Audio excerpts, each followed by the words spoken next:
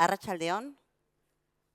Arratsaldeon guztioi, pres gaude, atzera bueltan etortzeko, utziazue euskeraz agurtzen beste zer baino lehen, besteak beste, Eusko Jaurlaritzako Ogasun eta Finantza Sailburua etorri zaigulako, ongi etorri, ziur naiz, asko gozatuko duzula, atxaldeko azken tartea bada ere, programak eskaini duen guztiaz, esango nuke asko eta asko denok, pozarren gaudela asko ikasten ari garelako, eta oraindik ere falta zaiguna. Decía que me vais a permitir que haga la primera salutación en euskera. Nos acompaña el consejero de Hacienda y Finanzas del Gobierno vasco. Un placer compartir esta última parte de dos jornadas que realmente están siendo, yo creo que muy inspiradoras.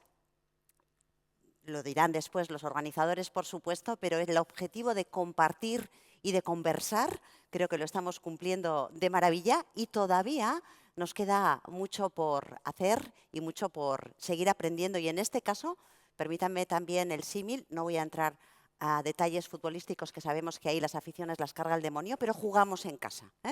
Jugamos en casa porque la tarde de esta jornada la vamos a dedicar precisamente dentro del sistema, de los sistemas de pensiones y de previsión. Queremos hablar de innovación y queremos hablar del modelo vasco. Y para eso tenemos con nosotros y con nosotras ya al siguiente panel que va a dirigir Luis Carlos Izquierdo, responsable de Previsión Social Complementaria del Gobierno vasco, y le acompañan Jordan Saez, de Geroa Pentsioak, Carlos Maza, director general de Lagunaro, y Amaia Aldasoro, vicepresidenta de Elkarkidetza. Todo vuestro. Eskerrik asko. Hauxe bai. Bueno, arratsaldeon. Eskerrik asko guztioi etortziagatik, guretzako da ore, placer, alaitasun bat zuekin konpartitzea egun hau. Eskerrik asko berriro etortziagatik Bilbora. Gracias a todos, a Novaster, a los patrocinadores, Sailburu Ordea, Zuzendaria, eskerrik asko, y a todos los países que habéis venido, que es abrumador cómo esto que yo comencé hace 33 años hablando de previsión, cuando la seguridad social cubría el 95% de la pensión cuando uno se jubilaba, con lo cual había poco espacio para los sistemas complementarios. Hoy en día estamos en un 78%, con lo cual pues hay espacio para los sistemas. Y además hemos compartido espacio con gente de países que está empezando y que se plantean problemas que nosotros conocemos, a los que hacemos frente y, bueno, poco a poco vamos dando soluciones. Pero antes os presento un poquito quiénes somos, sobre todo para la gente que viene del otro lado del charco, ¿no? Somos un país pequeño con una población de 2.200.000 y la suerte es que estamos muy bien posicionados. Como veis, estamos a 2 horas en avión de los centros de decisión europeos, Milán, Múnich, Frankfurt, Londres, París. Bueno, país pequeño pero cercano a todo. En cuanto a nuestro Producto Interior Bruto, pues ya veis, en la media europea, si le damos un 100, Euskadi está en un 107,5, por encima de la media entre Finlandia y Francia andamos. Y si entramos en el índice de desarrollo humano, avanzamos bastante bien. Aquí se mide la esperanza de vida, se mide la alfabetización, la escolarización, y estamos en un puesto 14 entre Nueva Zelanda y Canadá. Un poco por situaros por qué tenemos un sistema de previsión, porque claro, detrás hay una economía y una pirámide que ha cambiado tanto desde el año 96 hasta el 2050, que los baby boomers nos vamos a jubilar en las próximas generaciones en masa. Ahí veis la pirámide invertida y claro, cuando yo empecé en esto había mucha gente trabajando y menos jubilados, pero es que había 7 personas trabajando por cada jubilado. Ahora hay 3 trabajadores por cada jubilado. Os podéis imaginar que sin ser agorero, porque nosotros somos grandes defensores del primer pilar, hay que hacer algo porque vivimos mucho más, 80 años los hombres, 80, 84, 86 las mujeres. Y con una población y un crecimiento de la natalidad muy disminuido. Bueno, vamos a entrar en harina. Ya nos hemos presentado y ahora vamos a hablar de nuestro modelo. Nuestro modelo tiene nombre propio. Aquí tenemos un nombre para todo. En vez de decir hola decimos CAISO o AUPA. Y en vez de decir previsión social decimos EPSVs. Tenemos hasta marca registrada. Es algo que se inició en el año 83 con la competencia exclusiva que tiene nuestro gobierno en materia de pensiones, segundo y tercer pilar, pensiones de empleo y pensiones individuales, y a raíz de esa competencia se heredó una historia que venía de siglos. Aquí hay entidades de previsión nacidas en el siglo XVII, XVIII, hermandades, Montepíos, una serie de figuras donde ya se ahorraba para atender a la gente que tenía necesidades. En los gremios se unían y cubrían necesidades sobre todo de viudedad, orfandad, algún deceso. Y toda esa herencia pues es recogida en el año 83 en la primera ley de PSVs, que es anterior a la primera ley del Estado. El Estado regula por primera vez los sistemas de pensiones en 1987, 4 años después. Y eso hizo que, eso unido a la negociación colectiva, a la implicación de los trabajadores, que el volumen empezara a crecer de una forma bastante exponencial. Empezamos con poquitas EPSVs, pero hoy veis que tenemos, estos son datos a 31 de diciembre de 2023, 28.800 millones. A fecha de hoy os puedo decir que hemos superado los 30.000 millones debido a la buena rentabilidad de este año. Y el volumen patrimonial está dividido entre EPSVs de empleo, segundo pilar, que tenemos 2, 11.000 y 4.000, que son 15.000, 16.000 millones, y el sistema individual, tercer pilar, el ahorro individual, que tenemos 13.000 millones. El patrimonio de las EPSVs de Euskadi supone el 31,65% de nuestro Producto Interior Bruto, que no es poco. Ya veis cómo están países. Ayer estuvo por aquí Islandia, pero Islandia tiene 300.000 habitantes. Pero aún así, la posición en cuanto a Producto Interior Bruto es relevante. Hasta aquí lo bueno, que la foto sale bien. Hemos quedado, pues, buen volumen, buen Producto Interior Bruto, pero vamos a ver, y tenemos 1.175.000 socios. Pensando que somos 2.200.000, pues tampoco está nada mal. Es verdad que aquí puede haber duplicidades. Hay personas que tienen una EPSV individual y una EPSV de empleo. Si quitamos duplicidades, tenemos 900.000 socios reales. Un 35% de la población tiene una EPSV.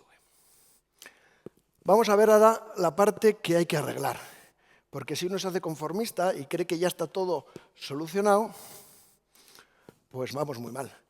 Mirad cuándo empieza a aportar la gente a previsión social. Primer problema, tarde, muy tarde. Las aportaciones mayores a partir de los 45 años.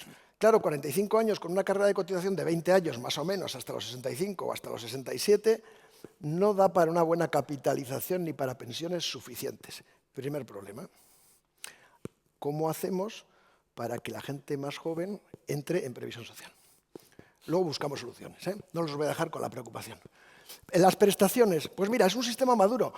Recauda 843 millones de euros al año y paga 817. Eso es muy bueno. 817 millones todos los años en prestaciones. Pero el sistema está maduro, está equilibrado. Hay que conseguir mayores aportaciones y mayores prestaciones. Y el problema número 2, las aportaciones son muy, muy pequeñas. El 53% realiza aportaciones de menos de 900 euros al año. Imaginaros que con esa aportación, pues las prestaciones van a ser muy pequeñas. Hablaremos de cómo incrementar el número o el volumen, perdón, de aportaciones. ¿Y qué más os cuento? Pues que las prestaciones que más pagamos son jubilación, sobre todo, fallecimiento, pero empieza a haber otras prestaciones muy interesantes. Cubrimos graves enfermedades, cubrimos desempleo, el desempleo de una forma complementaria. Yo voy al paro, cobro la prestación pública y la EPSV me paga el complemento a esa pensión pública en un equivalente, siempre y cuando la propia entidad recoja esa prestación en sus estatutos. Son prestaciones que las propias entidades recogen de una forma voluntaria.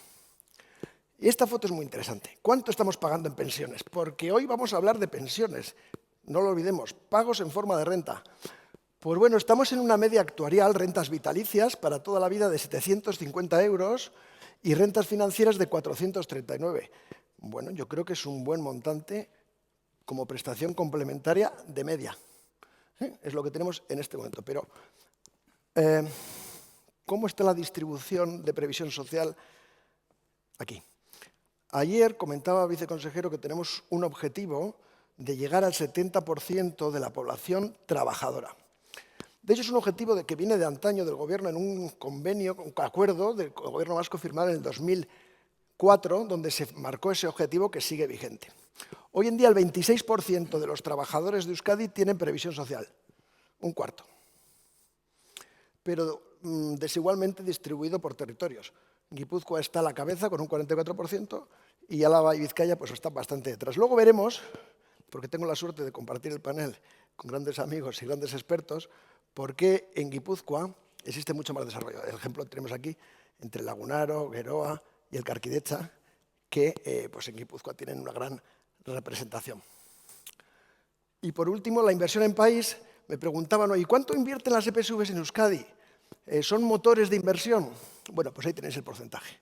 El 5,93 de media es lo que se invierte en el País Vasco. Porque nosotros, sobre todo, lo que miramos es que el socio cobre su pensión, que tenga buenas pensiones y tenga suficientes.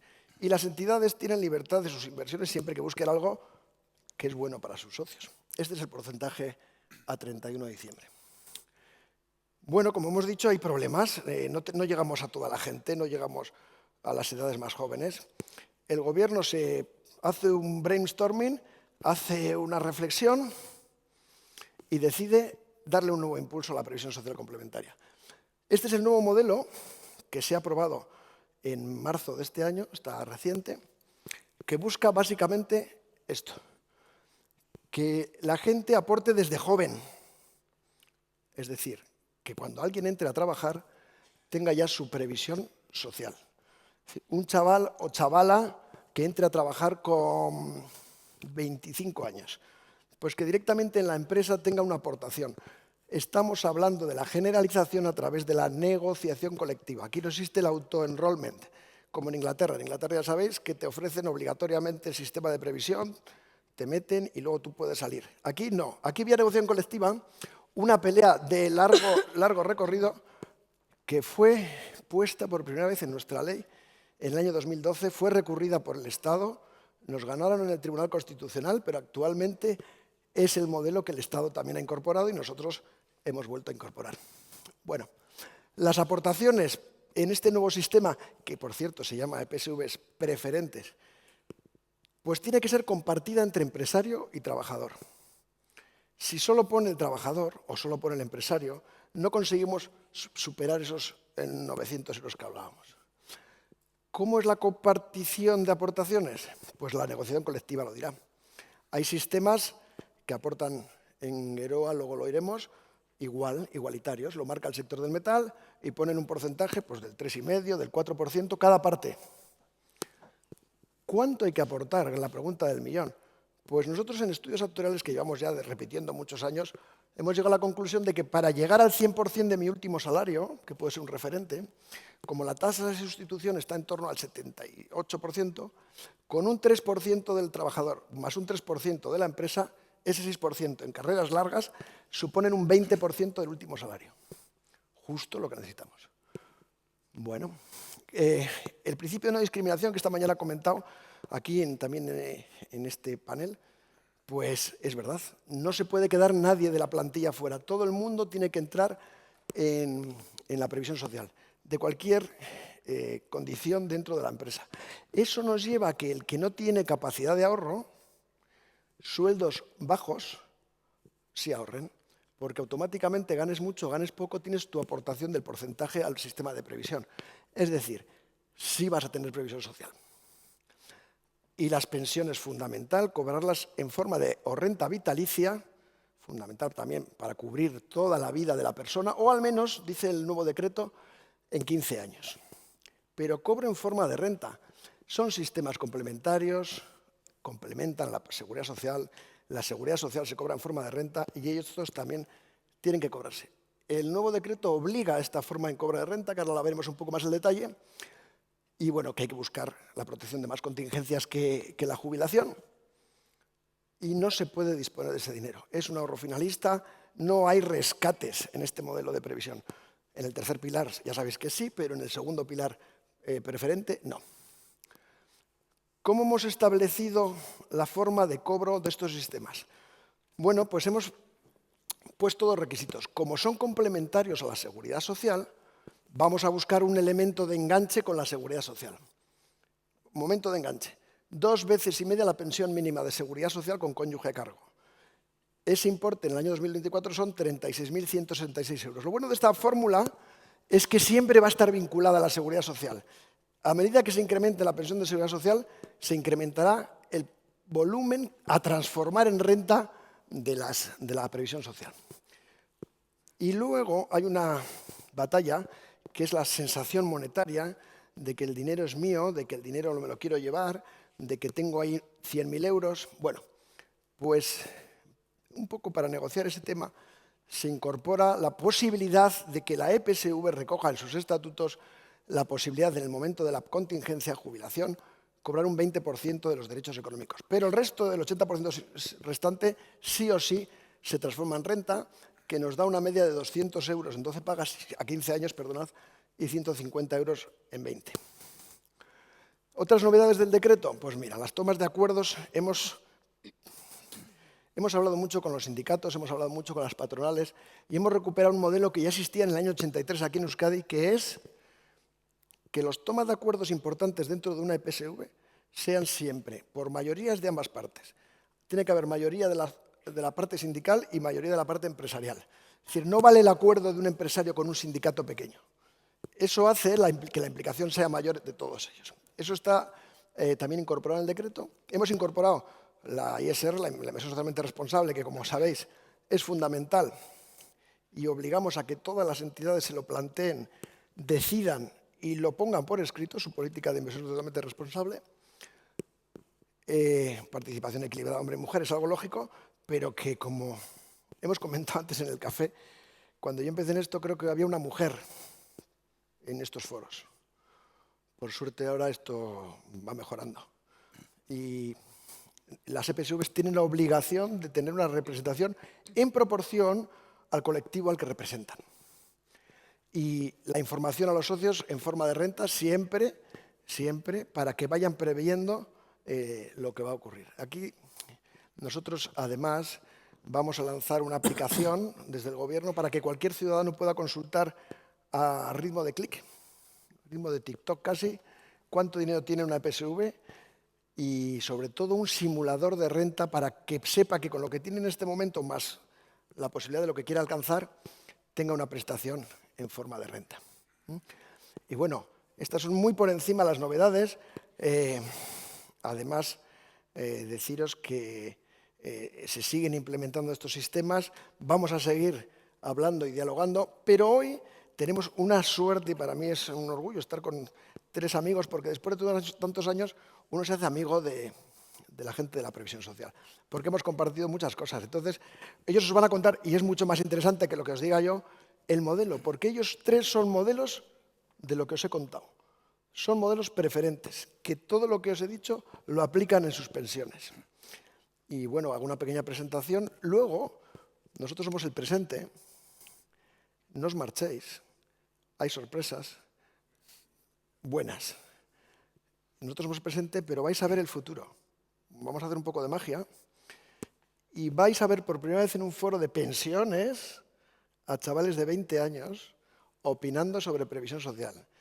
Pero eso me lo guardo para luego. Porque nosotros os vamos a contar cómo estamos. Y estamos pues, con Carlos Maza, que es director de Lagunaro. Pues estamos con Amaya Aldasoro, que es vicepresidenta del Carquidetza. Y con Jordan Sáenz, que es el director general de Geroa.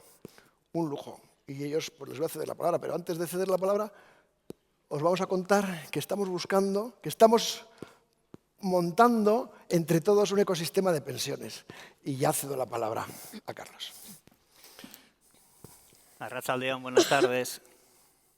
Ustedes últimamente estos 2 días han estado en la zona más urbana del País Vasco, pero si ustedes suben a las montañas del País Vasco se darán cuenta rápidamente que hay muchos árboles autóctonos y que son árboles que en general tienen unas raíces muy profundas, tienen unos troncos muy grandes y muy robustos, tienen muchas ramas, Según la época del año tienen hojas o no tienen hojas, tienen flores y tienen frutos. Y con esa metáfora, la de los árboles, es como hemos querido representar el ecosistema de pensiones que queremos construir o que estamos construyendo en el País Vasco entre todos. Esto es un poco lo que se va a visualizar a medida que cada uno de los tres representantes de las entidades vayamos hablando. A ver si hemos sido capaces de hacerlo bien, porque para hacer esa representación, como queríamos aparecer como alguien moderno, lo que le hemos dicho a la inteligencia artificial, le hemos dicho quiénes somos para que ella nos represente, en forma de uno de los árboles, cada uno un árbol autóctono del País Vasco. Fíjense, si hablamos en el caso de Lagunaro, ya me voy a meter en el caso de Lagunaro, aquí debía aparecer un señor, que es un señor que iba en bicicleta, que muchos de ustedes no lo conocerán, pero los que somos del entorno de Mondragón le conocemos muchísimo, que se llamaba don José María Arizmendiarrieta. Era un cura que en la década de los 50 fue asignado al municipio de Mondragón.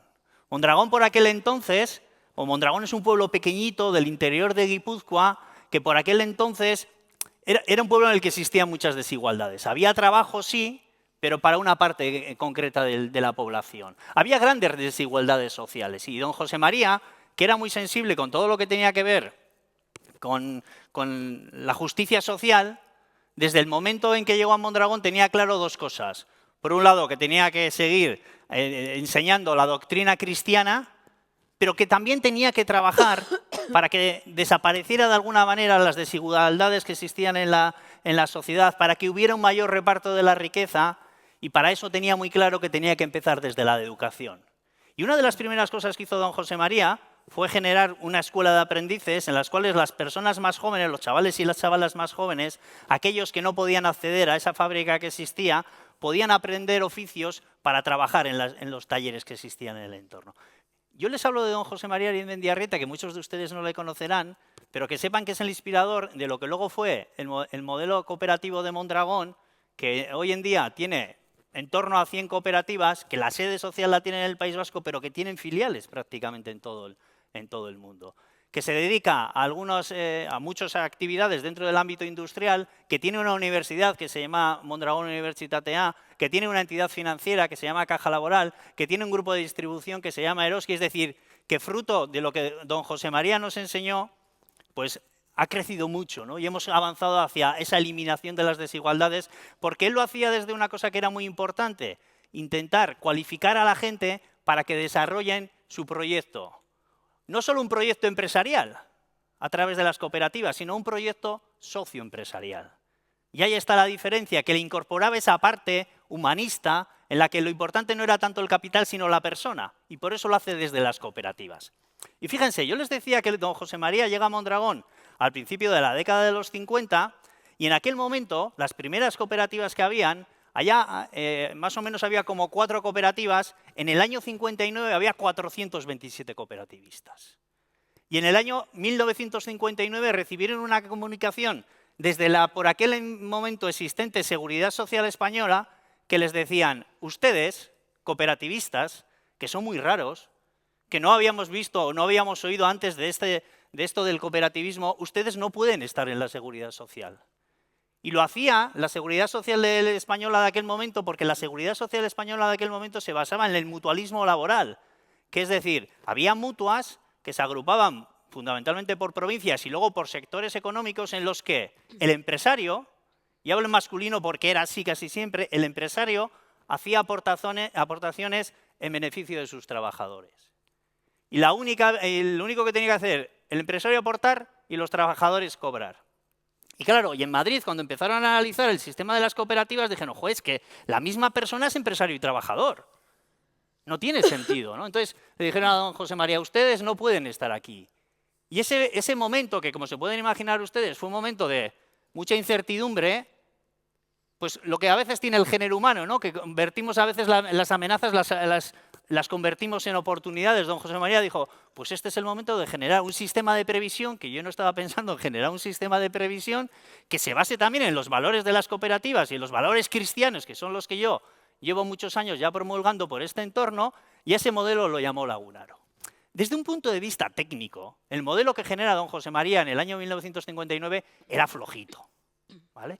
era muy pretencioso, pero era flojito. Con los ojos de hoy y los sistemas de capitalización y las normas actuariales, no encajaría, pero fruto de esa ilusión generaron un modelo hasta que en el año 1967, en España, el Estado coge la tutela de lo que tiene que ser con la seguridad social y crea la seguridad social que conocemos a día de hoy, una seguridad social en la que el Estado dice, ¿quiénes cotizan? Cotizan todas las personas que trabajan. ¿Por qué coberturas cotizan? ¿Cuáles son los regímenes de cotización? ¿Cuánto cotizan? ¿Y cuáles son las condiciones que tienen que cumplir para acceder a las prestaciones? Y en aquel momento a don José María le dicen, y ustedes, los cooperativistas, también tienen que cotizar. Y don José María dice, joder, es que me acabéis de echar del modelo hace 8 años y ahora me decís que me incorpore de nuevo en el modelo cuando yo había creado un modelo que se llamaba Lagunaro.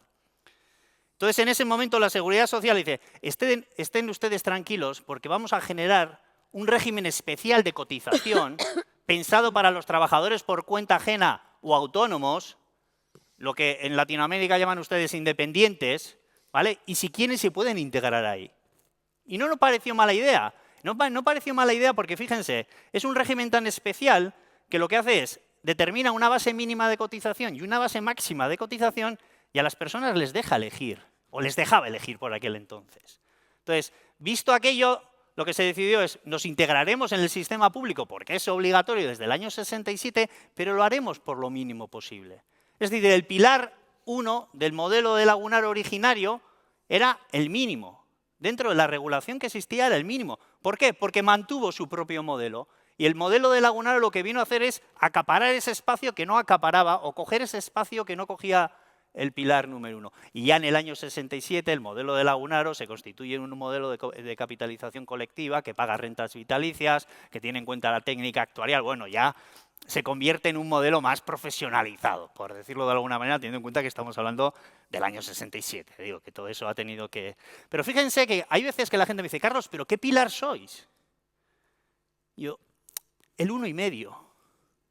Porque claro, no somos pilar 1, porque el pilar 1 es la seguridad social, es un sistema de reparto, no somos un complemento, sino que estamos ocupando un espacio de la seguridad social. Por eso digo que somos un 1,5, porque además nuestra manera de pagar son rentas vitalicias, reversibles, con la misma filosofía. Fíjense, por eso aquí ponemos que somos un sistema mixto de cobertura y pensamos también que nuestra cobertura o nuestra vocación es la de hacer una cobertura integral de las personas socias de las cooperativas y de sus familias también. ¿Por qué digo esto? Porque combinamos un sistema de capitalización para pagar pensiones, 7.200 millones, pues como se pueden imaginar con el grado de responsabilidad que tiene gestionar 7.200 millones, pero también combinamos con otras prestaciones, gracias a que la ley de EPSVs permite esa posibilidad, gestionamos prestaciones sanitarias, gestionamos prestaciones de incapacidad temporal cuando las personas no pueden atender el trabajo, gestionamos la ayuda al empleo. La ayuda al empleo, fíjense que en muchos países hay prestaciones de desempleo, que es para aquellos momentos en los que una cooperativa se tiene que cerrar y los socios no tienen trabajo. Nosotros no le llamamos prestación de desempleo.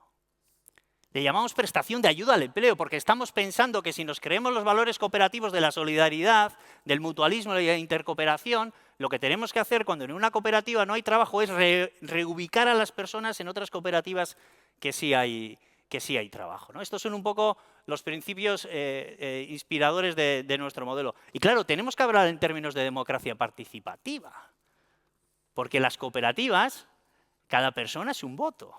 Y por lo tanto, un modelo de previsión que pretende dar cabida a las personas del ámbito cooperativo tiene que ser participativo. Es verdad que tenemos 30.000 mutualistas activos y por lo tanto no podemos juntar a todos en el mismo foro y por eso hablamos de democracia representativa, pero cada asamblea van 1.000 personas. Y en las asambleas hablamos de muchas cosas, pero al final decidimos 2 cosas. Yo siempre les digo, nos hemos tirado 3 horas hablando, pero hay 2 cosas importantes. Una es, ¿qué grado de cobertura queremos tener? Cada modificación que hagamos del reglamento de prestaciones para decidir si cubrimos esta cobertura o no cubrimos, si la cubrimos de una manera o la cubrimos de otra, tiene que pasar por la Asamblea General. Pero esa decisión va emparejada con la segunda, que tiene que ver cómo lo pagamos, cómo lo financiamos. Entonces, esas son las grandes decisiones que tomamos y es verdad que los procesos en los modelos cooperativos, los procesos de toma de decisión, a veces son lentos porque participa mucha gente, pero luego casi siempre suelen ser procesos más enriquecidos durante todo el procedimiento. Claro, y hablamos de mutualismo. Entendido el mutualismo como el todos aportamos para que que lo use el que lo necesite.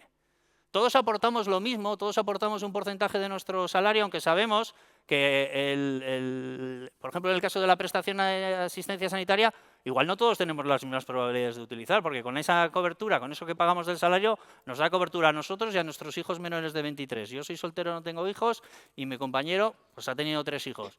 Las probabilidades de utilizar la prestación, por lo menos, son mayores por parte de mi compañero. Y además, es un porcentaje del salario. Da igual cuál sea el salario. El que tiene el salario más alto paga un porcentaje y el que tiene el salario más bajo paga el mismo porcentaje, pero luego la cobertura sanitaria no te dice como has pagado más, yo te curo de una manera, como has pagado menos, te curo de otro. Pero es que este tipo de cosas en un modelo cooperativo tienen que estar muy presentes. Y hablamos de transparencia. Además lo he puesto así con unas líneas muy grandes, transparencia ante el regulador, transparencia ante la sociedad, pero también transparencia ante nuestros nuevos colectivos, ante nuestros propios colectivos. ¿Por qué digo eso? Y en eso hemos pecado nosotros, ¿no? Siempre tendíamos a mirar las cosas desde un punto de vista muy técnico, muy perfecto, que no dijera nada, que no debiera decir, que no explicara todos los detalles para que se entienda por la persona más experta. No, tenemos que ser transparentes con cada persona en función de lo que nos esté demandando. Y en eso es en lo que estamos, ¿no? Utilizando distintos canales, utilizando distintos lenguajes, intentando también ser conscientes de que tenemos personas que han entrado en las cooperativas hace 10 días y que tienen 25 años y tenemos pensionistas de 95 años que están cobrando la pensión. Luego, el gap generacional que hay entre ellos es importante y ahí nosotros nos tenemos que adaptar. Y hoy hablaba de adaptación permanente. Y hablamos de adaptación permanente y creo que no les cuento nada porque ustedes también están en la vorágine del día a día.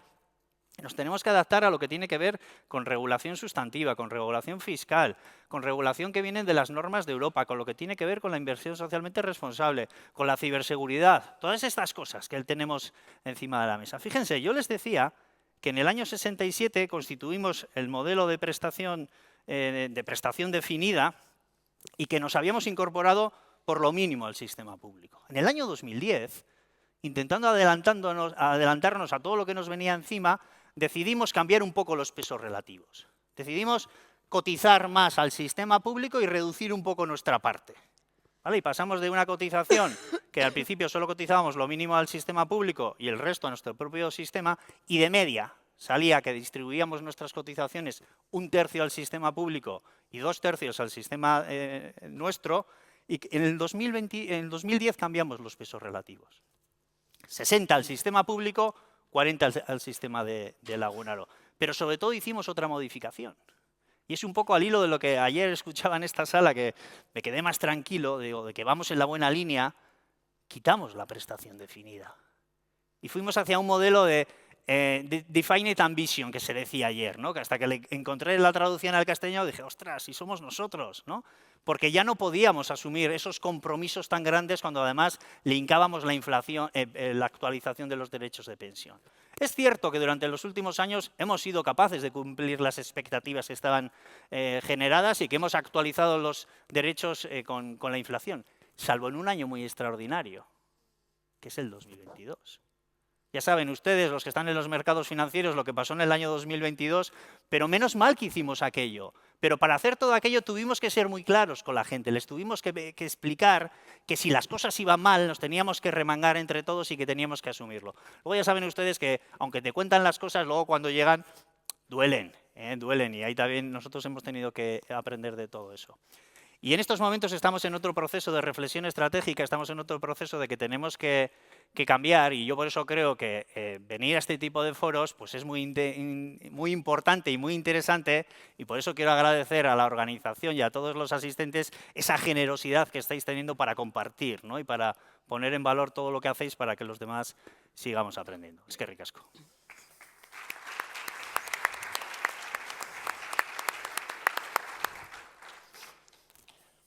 Bueno, arratsalde on denoi, eskerrik asko hemen izateatik. Gracias a todos por vuestra presencia aquí. Vamos a intentar explicar, bueno, en mi caso, cómo ha nacido y cómo se ha desarrollado el sistema de pensiones complementarias en el sector público vasco. Bueno, aquí veis en este cuadro, podemos decir, todavía hay un campo, no aparecen los árboles que ha mencionado, aparecerán. La semilla que da lugar a la creación del sistema público de pensiones complementarias en el sector público nace en el año 86 de un acuerdo de negociación colectiva entre los sindicatos y los partidos políticos. Afectaba exclusivamente a los trabajadores de ayuntamientos y diputaciones, ¿vale? Entonces, nace este acuerdo después de la aprobación de la ley, del reglamento, y por lo tanto eso nos anima a, por una parte, empezar a madurar una idea de, bueno, tenemos una competencia, vamos a intentar desarrollarlo y vamos a trabajar. ¿Qué hacemos? Viajamos a Europa. Europa tenía un desarrollo muchísimo mayor de lo que eran las pensiones complementarias y después de analizar varios sistemas, sobre todo cogemos de referencia aquellos modelos, desde nuestro punto de vista, más avanzados, concretamente el modelo holandés, con el cual pues, hemos tenido una relación muy estrecha y nos ha guiado de alguna forma también en el sistema que hemos desarrollado posteriormente. Los órganos de gobierno, en el momento cuando decidimos crear un sistema complementario, decidimos que tiene que ser paritario, es decir, los órganos de control tienen que estar compartidos entre sindicatos y en este caso, instituciones públicas. Nace como un sistema de aportación definida inicialmente, pero con el paso del tiempo lo convertimos en un sistema de aportación definida y, sobre todo, en ese inicio lo que hacemos es fijar un objetivo. Y para mí eso es lo más importante del inicio, el desarrollo y, sobre todo, de lo que somos hoy. Es decir, pasamos mucho tiempo diseñando el modelo, mucho antes de ponerlo en marcha, en debatir qué es lo que queríamos y en definir el objetivo. ¿Cuál era el objetivo? ¿Cómo definimos ese objetivo? Queremos que sea un proyecto social que dé cobertura a los trabajadores en la fase de desacumulación, en la fase cuando pasan a ser jubilados, cuando pasan a ser pensionistas, y el objetivo va a ser complementar las pensiones públicas en un 15%. Entonces, una vez definido el objetivo, se establecen ya las bases técnicas. Hay que definir para alcanzar ese objetivo, primero, de cuánto tienen que ser las carreras de cotización. Se tiene que iniciar cuando uno se incorpora al mundo laboral, es decir, que las carreras de cotización tienen que ser largas. No podemos pretender construir un complemento de pensión en 20 años. Y las aportaciones tienen que ser suficientes. Bien, ¿qué es el Elkarkidetza hoy? El Elkarkidetza, como he comentado anteriormente, nace en la negociación colectiva, pero es voluntario para el trabajador y, sin embargo, obligatorio para la institución, pero siempre que el trabajador aporte. Es decir, si el trabajador no realiza la aportación, no quiere implicarse en la construcción de su complemento de pensión, la institución no aporta por él. De alguna forma, pues es una forma de hacerlo semi-obligatorio. Es decir, el trabajador lo que sí ve es que si yo no me incorporo, voy a perder. Y tampoco vale que solamente se haga la aportación de una parte. Como hemos dicho antes, lo que sí queda absolutamente definido es el objetivo que queremos alcanzar. Y el objetivo es el complemento de la pensión. Y para ello la aportación también tiene que acompañar a ese objetivo definido. Por lo tanto, si usted quiere realmente incorporarse al modelo, tiene que estar implicado. Y esa es otra de las cosas que también en Europa nos trasladan. No vale que esto sea algo de la otra parte, donde el trabajador no esté implicado. El trabajador tiene que conocer, tiene que tomar sus decisiones también, pero a su vez tiene que estar implicado en la aportación. Bien, si tenemos la capacidad de convencer a las instituciones para que hagan una aportación del 15% o del 8%, pues bueno, pues igual no era tan necesaria la aportación del trabajador. Pero desde el inicio se plantea un sistema paritario con un 7% de aportación. Bueno, inicialmente fue un 6%, con la adaptación se modificó a un 7% y ya tenemos instituciones que están aportando el 8% en un 4% y un 4% cada uno. ¿Cuáles son las coberturas? Las coberturas son de la cobertura de jubilación, incapacidad y fallecimiento. En las aportaciones Es un sistema solidario, el 92% va al trabajador, a la cartilla del trabajador, pero un 8% va a un fondo común para hacer frente a lo que nosotros llamamos prestaciones de riesgo. Es decir, son las aportaciones futuras en las contingencias de incapacidad y fallecimiento que el trabajador hubiera realizado, incrementadas en un 20%. Es decir, lo que se trata es, ante una situación imprevista de incapacidad o fallecimiento donde va a haber un menoscabo económico, intentar de alguna forma compensar esa situación con esa solidaridad compartida por todos los trabajadores. Asimismo, las prestaciones son prestaciones en forma de rentas vitalicias. No contemplamos otro tipo de prestaciones. Puede ser que un trabajador se incorpore al sistema a los 55 años, pues cuando se jubile no va a tener capital suficiente ni para ese 15% de complemento de pensión ni nada parecido. Entonces, por debajo de una cuantía pueden llevarse en capital. Con el tiempo también hemos modificado y siempre que se garantice una renta vitalicia, damos la opción en línea con el decreto del Gobierno vasco de poder capitalizar hasta un 25%. Pero realmente el objetivo de nuestras entidades es que sea algo, como se ha dicho en estas charlas, muy fácil de entender y muy simple. Es el complemento a la pensión pública que tenemos. Entonces, si nuestra pensión pública tiene una tasa de reemplazo hoy en Euskadi del 75%, lo que pretendemos es que el trabajador en carreras de cotización largas pueda alcanzar ese 15-20% y poder seguir viviendo con los mismos ingresos que tenía cuando estaba trabajando, o por lo menos similares. Entonces, por eso la prestación en forma de renta vitalicia ha sido algo que desde el inicio ha estado establecido y que realmente con el tiempo hemos constatado que en toda Europa realmente es algo que no se cuestiona. Es decir, las prestaciones son vitalicias. Nosotros, además, tenemos una tasa de reversión del 100% al cónyuge o a la pareja de hecho. Es decir, fallecido el titular, el cónyuge o la pareja de hecho cobrará la misma pensión de por vida. Es decir, que la prestación es vitalicia en los dos casos. En caso de que no hubiera cónyuge, cobrarían los hijos. Es decir, existe una prelación.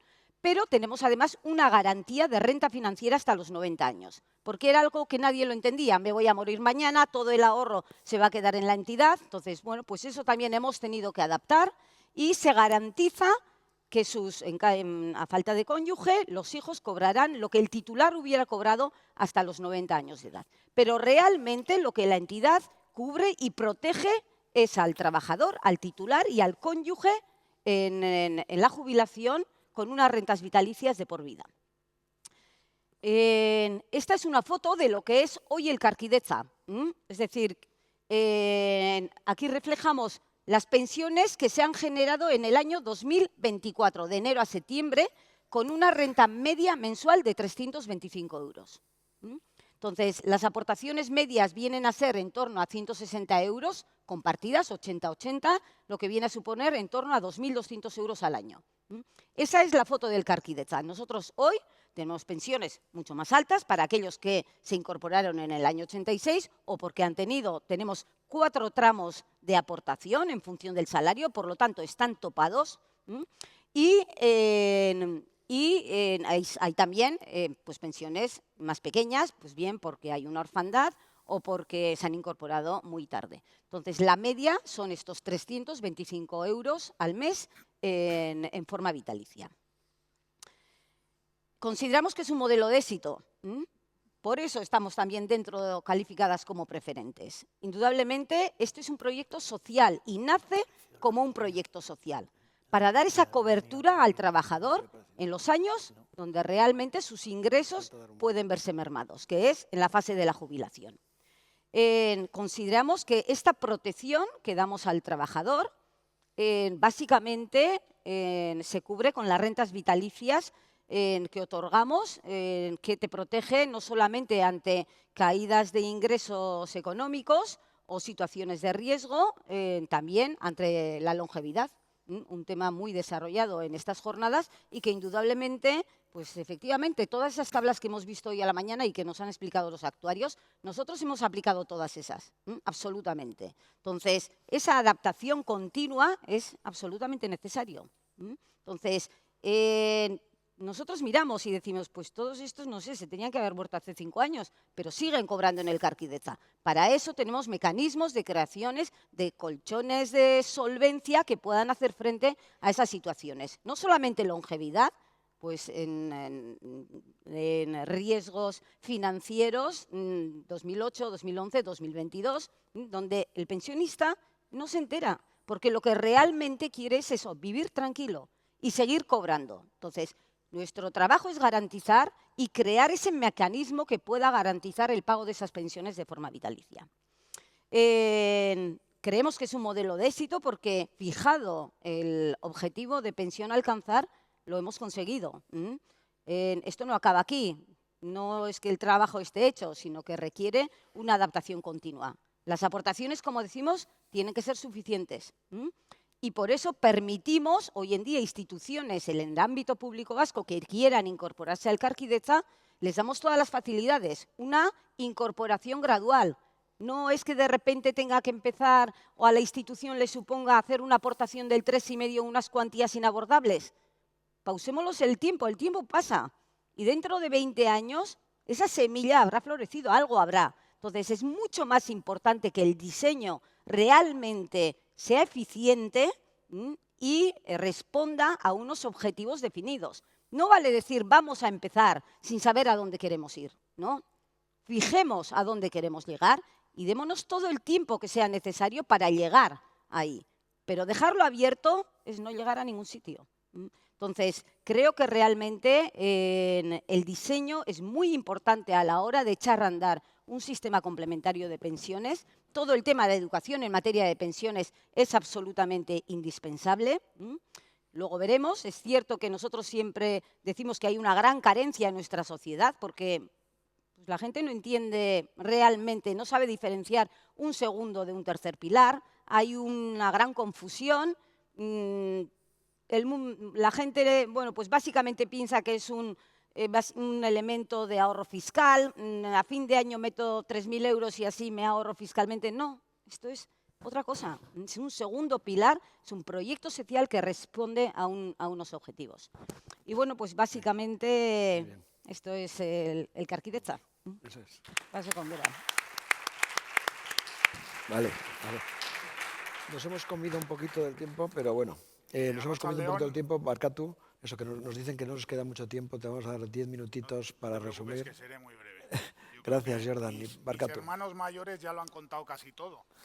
Y voy a decirlo de los hermanos mayores porque en este ecosistema queríamos representar a través de árboles cada una de las entidades, ¿no? En el reparto de los árboles, a mí me tocó el último porque soy el más joven. Esto es como cuando vas a un bautizo y reparten caramelos, ¿no? Pues a ti te toca, como tienes las piernas más cortas, llegas el último y te toca el del sabor que menos te gusta. Y a mí me tocó la encina, o a mi entidad le tocó la encina, pero analizándolo dije, joder, esta gente sabe lo que se hace, Porque la encina y el roble, que en el caso del Carquideza era el roble, producen el mismo fruto, la bellota. Y somos, además, nos une una cosa, además del fruto, nos unen los padres o la madre, no lo sé si los sindicatos son los padres o las madres, pero nuestros socios fundadores también son los sindicatos. Entonces eso nos une y además nos unen muchas otras más cosas, ¿no? Ahí veis un poco representado el nacimiento de Geroa. Esta se supone que era una animación, que no nos ha funcionado la tecnología, lamentablemente, pero bueno, trataré de representarlo como mejor pueda. Geroa nace de un complemento que se llamaba el complemento sidero. El complemento sidero era un fondo que se constituyó a través de las aportaciones de los trabajadores del sector sidero-metalúrgico de Guipúzcoa, ahí es nada, para complementar pensiones de aquellos trabajadores pensionistas que se jubilaban con pensiones por debajo del salario mínimo interprofesional. Solidariamente, los trabajadores hacían aportaciones para un fondo común para aquellos compañeros que se jubilaban con pensiones bajas. Elemento de solidaridad. Eso sucede en 1970. Decías, bueno, Jordan, decías que eras el más joven. Bueno, el proceso de gestación fue lento. podemos decirlo, porque en 1996 se pone la primera piedra de Geroa, fruto de la negociación colectiva. Veis ahí representados arriba, no se ve, mira, en este caso no se ve bien Adegi, lamentablemente, pero están la patronal de empresarios guipuzcoanos Adegi y los 4 sindicatos más representativos del sector del metal: ELA, LAB, Comisiones Obreras y UGT. Bueno, pues se suponía que esas 4 o esas 5 burbujas, o gotas de lluvia en este caso, iban a ser el germen del nacimiento de Geroa. Pero me vale igual, porque pueden ser incluso hasta una representación de la alineación de los planetas, que se pongan de acuerdo sindicatos y patronal a la vez. No sé cuántas veces ha sucedido, sucede muchas veces en la negociación colectiva, pero que esta gente tuviera la visión de constituir una entidad de estas características, pues sin duda fue algo insólito, en mi opinión, y que ha posibilitado lo que somos hoy en día, ¿no? Esto sucede en 1996, somos una entidad joven, dices, bueno, Jordan, 30 años aproximadamente, pues en el mundo de las pensiones y los fondos de pensiones 30 años no es nada, ¿no? Ni siquiera hemos cubierto las carreras de cotización de toda una vida profesional. ¿Cómo se hacen las aportaciones? Bueno, es muy similar a lo que han dicho mis compañeros anteriormente. La mejor manera de ahorrar es la que no se ve.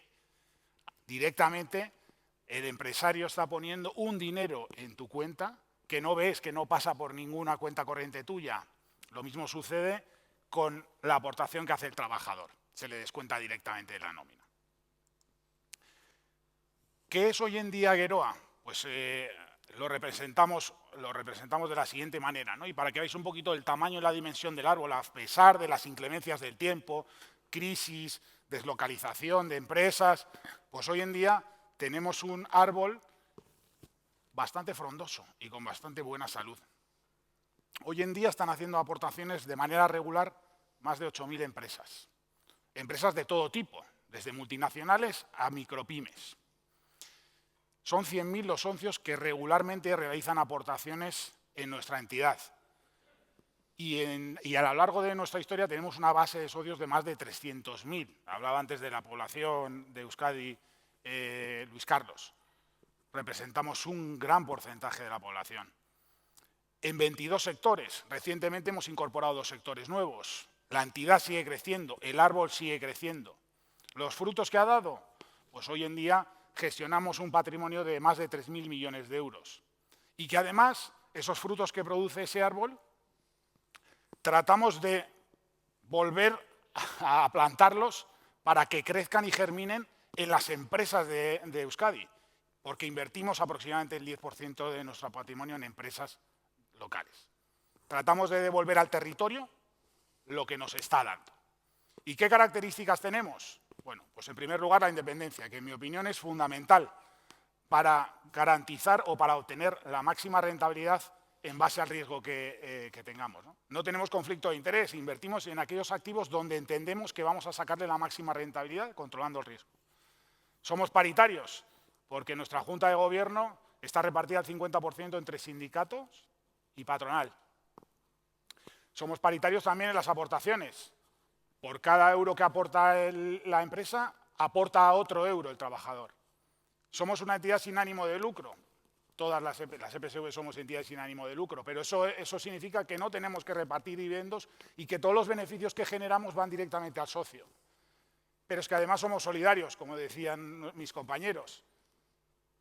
Protegemos a los más desfavorecidos en situaciones de fallecimiento, incapacidades, invalidez y jubilación. Somos entre todos, solidariamente, entre las aportaciones que hacemos entre todos, cubrimos esas situaciones delicadas de estas personas. Multisectorial, ya lo he dicho, 22 sectores.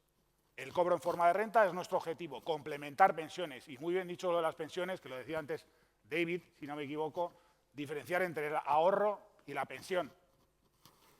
Se me está escapando el pinganillo. Y por último, la rentabilidad. Bueno, esto no podría ser de otra manera posible si no obtuviéramos rentabilidad a las inversiones que realizamos, ¿no? ¿Y eso cómo lo hacemos? Pues básicamente con la magia, con la octava maravilla del mundo, como así lo denominó Albert Einstein, ¿no? El interés compuesto.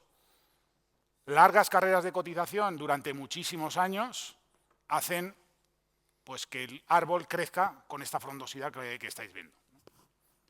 Así que yo creo que por mi parte he sido lo más rápido que he podido con el tiempo que tenía. Muy bien. Muy bien.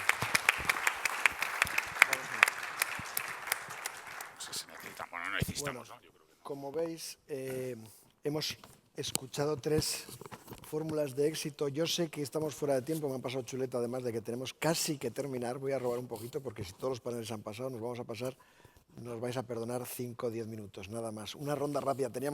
Este cuaderno está lleno de preguntas, pero me voy a un resumen. Hemos hablado como temas fundamentales de carreras largas de cotización, fundamental que entre la gente joven y aporte desde el principio, que creo que lo estamos consiguiendo porque se obliga a esa entrada joven. También hemos hablado de la complementariedad, el cobro en forma de renta obligatorio en todos los sistemas. Y una cosa que yo sé que trabajáis mucho, que es y perdón que me salte un poco el guión por la falta de tiempo, es la formación e información a los socios. Sé que invertís mucho tiempo, muchas horas, y creo que nos comentéis un poquito, a 2 minutos cada uno, todo el desgaste, pero que a su vez revierte en el beneficio del socio en informarle sobre su sistema de previsión. Carlos, si quieres empezar tú. Bueno, pues en cuanto a la comunicación, yo antes decía que era uno de los grandes retos que tenemos y llevamos mucho tiempo intentando ser sencillo y sobre todo ofreciéndole a cada persona el nivel de detalle que desea.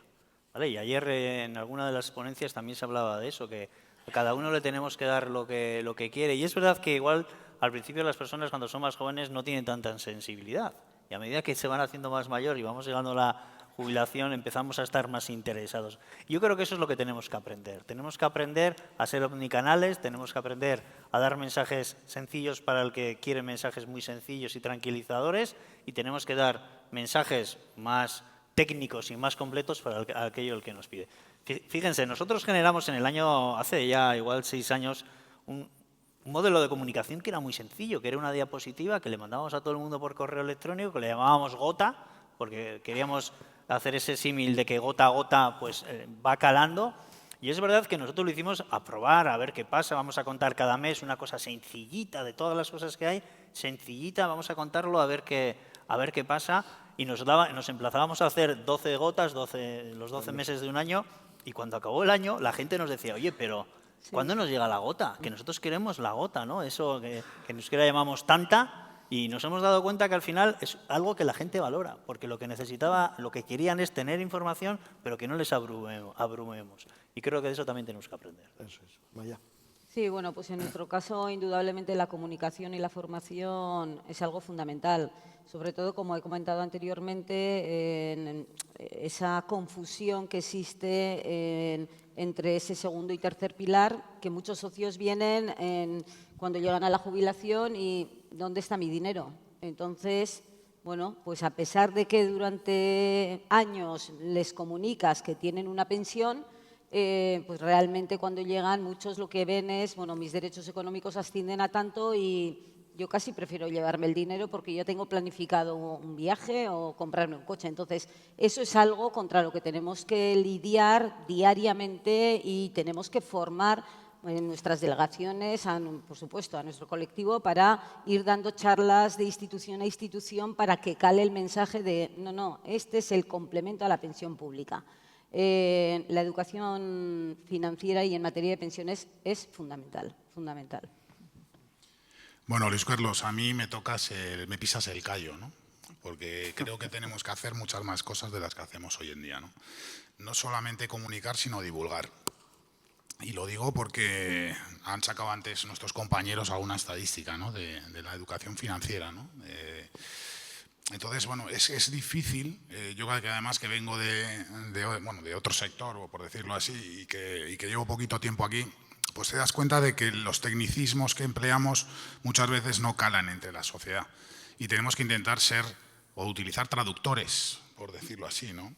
La gente tiene que comprender lo que hacemos y el porqué de lo que hacemos. Y a veces fallamos en el mensaje. Yo reconozco que seguramente en mi entidad tendríamos que hacer muchas más cosas, que las vamos a hacer, pero es una lluvia fina. Esto no vamos a educar a la sociedad de golpe, ¿no? Sino que lo vamos a tener que hacer poco a poco y con mucho esfuerzo. pero no hay otro objetivo, no tenemos otro objetivo. Ese es nuestro principal objetivo, que la sociedad comprenda lo que hacemos y que nuestra base de socios entienda el por qué hacemos esto, ¿no? Sí, desde la Administración nosotros nos hemos dado cuenta de que tenemos mucha responsabilidad a la hora de que la gente entienda al menos 4 conceptos, 3, 2. Yo suelo dar a veces charlas a los chavales de secundaria, de los de 15, 14, 16 años, sobre previsión social. Y es sorprendente el interés que despierta y lo rápido que entienden un sistema complementario. A veces pensamos que es una cosa de mayores, pero con 2 ideas lo pillan rápidamente. Y si se lo cortas cortito, mejor. Pero tenemos un debe, tenemos que meterlo en los planes de estudios de alguna forma para que al menos la previsión social desde pequeños tengan esa conciencia, ¿no? Y de alguna forma puedan ellos hacerse una composición mejor. Para terminar, una ronda más de preguntas. Cobro en forma de renta, fundamental. Lo tenemos claro, pero creo que es una materia que a todos nos duele un poco en el pie porque, como bien comentaba hace un momento Amaya, la ilusión monetaria del capital cuando uno tiene la jubilación cerca es muy tentadora, ¿no? De repente tengo 200.000, 100 y pico mil euros y si me voy de vacaciones y me compro un apartamento en Sarautz, pues no, porque hemos hecho un esfuerzo todos los ciudadanos fiscal y de ahorro finalista. Yo quisiera un poco que terminemos con esa idea de la complementariedad, ¿no? En el caso de Lagunaro lo tenéis clarísimo y no existe otra fórmula que la pensión vitalicia y como modelo. Yo creo que cuando hablamos de previsión social complementaria y hablamos Pilar 1, en el Pilar 1 nadie tiene dudas, ¿no? La Seguridad Social me va a pagar una pensión de manera vitalicia, pero es que el Pilar 2 lo que quiere es complementar eso. Y el complemento no se puede hacer en un único pago. El complemento tiene que acompañar a la persona igual que le acompaña la pensión durante su vida ya de pasivo, ¿no? O de no trabajar o como trabaje, porque ahora pueden trabajar también a jornada parcial. Sí, bueno, yo por añadir algo, decir que, sobre todo analizando cómo han evolucionado los distintos sistemas en Europa, la fiscalidad es un elemento troncal. Entonces, sí que creo que en este caso el tercer pilar o el cobro en forma de capital está mejor tratado fiscalmente que la renta. Y si realmente queremos impulsar el cobro en forma de renta, que ya de por sí es más difícil de entender y de gustar que lo que es un capital, pues sí que creo que deberíamos hacer un esfuerzo en ese sentido. Y creo que es un capítulo pendiente que todos somos conscientes y que realmente, pues daría un pequeño impulso. Bueno, yo por rematar, creo que a las personas les cuesta ahorrar porque piensan que están renunciando a algo, ¿no? Entonces es difícil que ellos hagan ese ejercicio, ¿no? Como yo suelo decir muchas veces, el futuro, y he leído por ahí, es que el futuro no es real, tú no lo tocas hoy. Entonces es complicado hacer entender a las personas que en el futuro van a necesitar más dinero, si cabe aún, del que puedan estar necesitando hoy, ¿no? Todos sabemos que hemos visto un poco la ponencia que ha realizado nuestro compañero el actuario, pues que la vida cada vez la vamos a disfrutar durante más tiempo. Pero para vivir tanto tiempo vamos a necesitar ayuda. Y eso es dinero. Y si nos gastamos el dinero de golpe, pues va a ser complicado que podamos afrontar los gastos que nos vienen en el futuro. De ahí que sea fundamental esa forma de cobro en forma de renta, ¿no? Así es. Oye, pues dando gracias de nuevo a todos, pues porque para nosotros, después de tantos años dedicándonos a la previsión, que haya un acto así en nuestra casa, tantas veces nos hemos desplazado a diferentes sitios, ciudades, países para contar y para escuchar otros modelos, pues que vengáis a casa es una suerte. Y os agradecemos mucho que estéis aquí, que compartáis y compartamos experiencias, que las sigamos compartiendo y ahora damos paso a la juventud. Prepararos a escuchar cosas que igual no habéis escuchado nunca sobre previsión social, a pesar de que llevéis muchos años en el sistema. Eskerrik asko guztioi. Eskerrik asko.